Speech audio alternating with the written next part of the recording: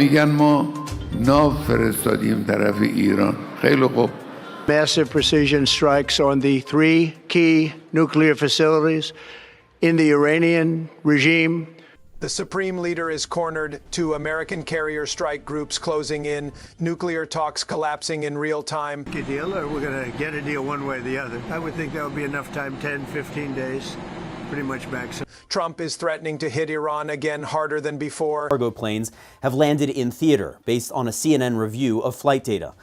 And then overnight, 10 Chinese military cargo planes quietly land on Iranian soil. No announcement, no press conference, no explanation. But here's what: nobody is connecting.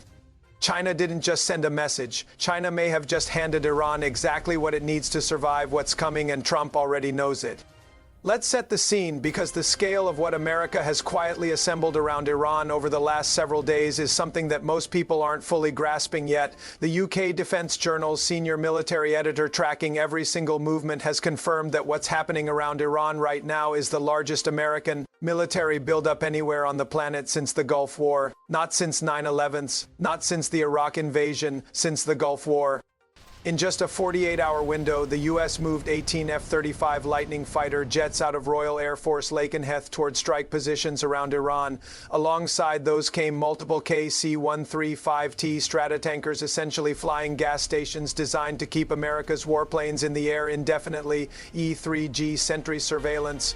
Airframes, F-22 Raptors, F-16C Fighting Falcons, KC-46 Pegasus tankers. The list goes on, and that's just the air component. At sea, the USS Abraham Lincoln Carrier Strike Group is already sitting in the northern Arabian Sea, carrying F-35C Lightning Eyes, F-18 Super Hornets, E-18G Growlers, and a full fleet of Navy helicopters escorted by 4 destroyers. In the Red Sea, the USS Delbert D. Black is prowling. Literal combat ships are positioned. In the Persian Gulf, 2 destroyers and another combat ship are at the Strait of Hormuz. And the USS Gerald R. Ford? Still moving, racing from the Atlantic, bringing 3 more destroyers, another full air wing, and more firepower than most countries have in their entire military. Military analyst Preston Stewart said it plainly: right now, the buildup there has not stopped. It is continuing, and there's nothing like this that I can remember. Nothing like it since the early 2000s. Think about what that means. This is not posturing. This is not a show of force designed to get Iran to the table. Iran is preparing for war. It's been repairing and fortifying these key nuclear and missile sites. Satellite images that CNN's investigative team have been analysing give key clues about how Iran is readying itself. At this scale, this is a country preparing for a serious fight.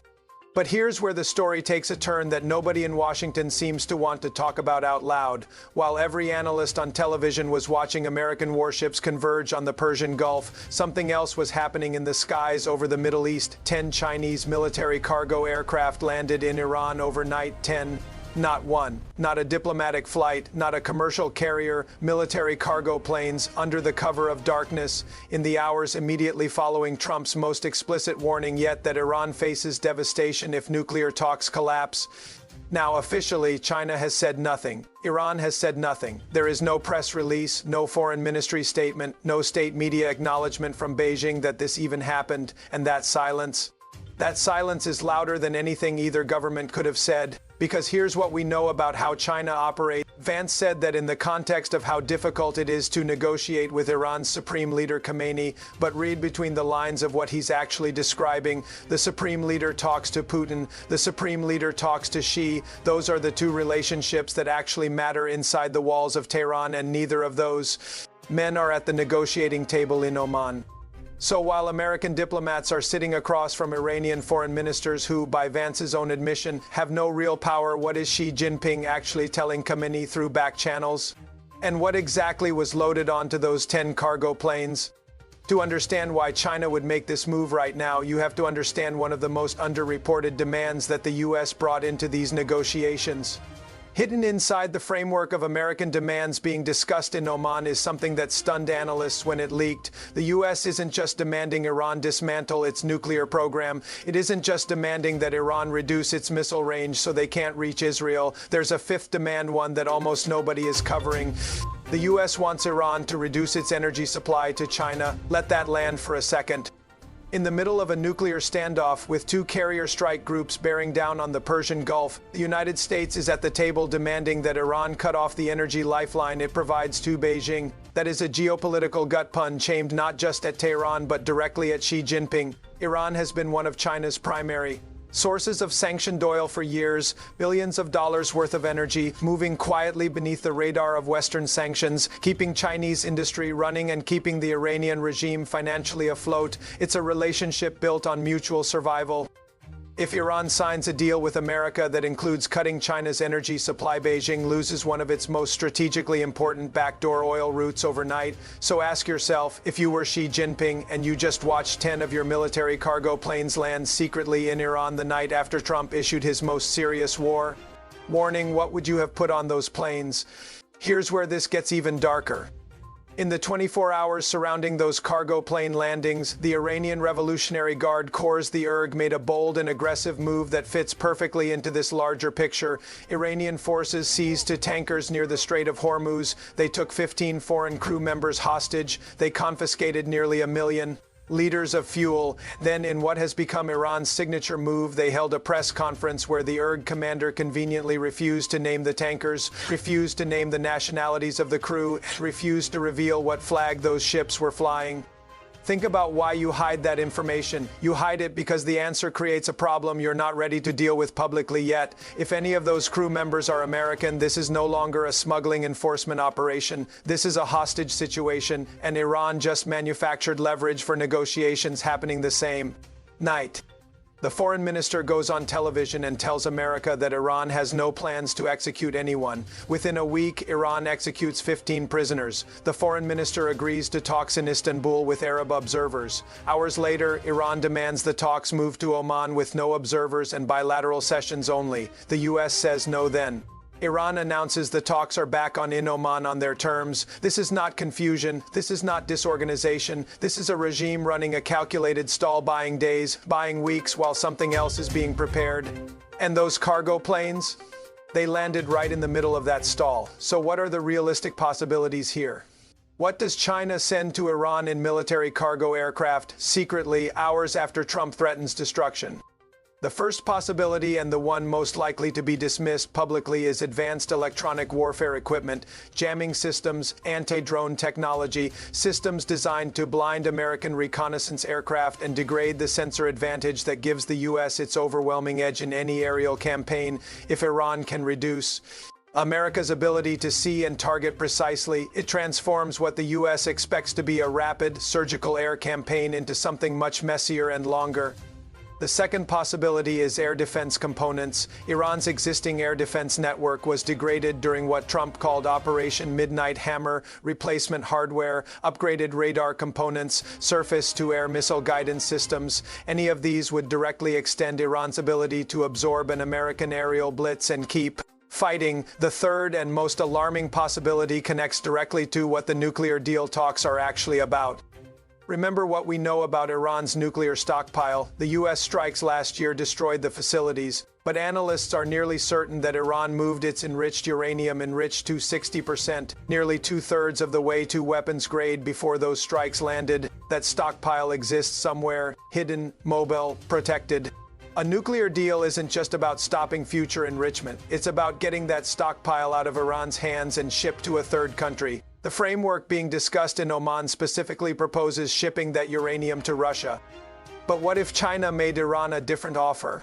What if those cargo planes didn't bring something to Iran but were there to move something out? What if Beijing is offering to take custody of Iran's enriched uranium stockpile itself outside of any American supervised deal, giving Iran a hidden nuclear insurance policy that no treaty can touch? Trump isn't talking about something he read in a briefing paper. He's describing real-time intelligence. His administration found out, issued a private warning directly to the Iranian regime through back channels before making it public. That's the intelligence apparatus working. But here's the question that nobody at those press conferences is asking. If U.S. intelligence was sharp enough to catch Iran scouting a new nuclear site, were they also watching those Chinese cargo planes? Almost certainly yes.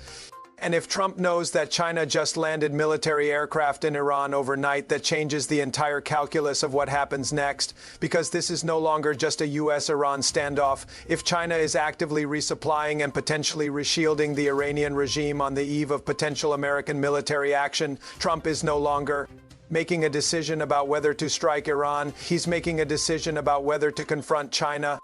Vance framed that as a statement about Iran. But if Chinese military assets are now part of what's inside Iran's borders, those words carry a weight they didn't have before. There's one more player watching all of this with intensely focused interest, and it's not Israel, though Netanyahu has made clear he considers himself fully aligned with U.S. maximum pressure strategy and believes any nuclear deal will ultimately be meaningless. The player watching most carefully is Vladimir Putin. Russia has its own relationship with Iran. Russian intelligence coordinates with the URG. Russia has been Iran's diplomatic shield at the UN Security Council for years, and the proposed nuclear deal framework specifically routes Iran's enriched uranium stockpile through Russia as a custodian, which gives Moscow enormous quiet leverage over whatever deal gets signed. Now China is in the mix secretly with military aircraft on Iranian soil. Think about what that triangle looks like from Washington's perspective. Iran stalling negotiations, the URG seizing ships and taking hostages, China flying in military cargo under cover of darkness, and Russia sitting at the center of the proposed solution to the nuclear stockpile problem, the U.S. military buildup to carrier strike groups, dozens of fighter jets, an aerial armada unprecedented since the Gulf War was designed to pressure a cornered Iranian regime into making a deal. But if China has just extended Iran a lifeline, the regime may no longer feel cornered at all. And that fundamentally changes whether a strike this weekend ends the standoff or starts something much, much larger. Here's where things stand right now. Talks are happening in Oman. The USS Gerald R. Ford is still moving toward the Persian Gulf. The White House has been briefed that a strike could come as early as this weekend. Iran is executing prisoners, seizing ships, and demanding bilateral talks with no witnesses. And somewhere on Iranian soil, the cargo from 10 Chinese military aircraft has been unloaded.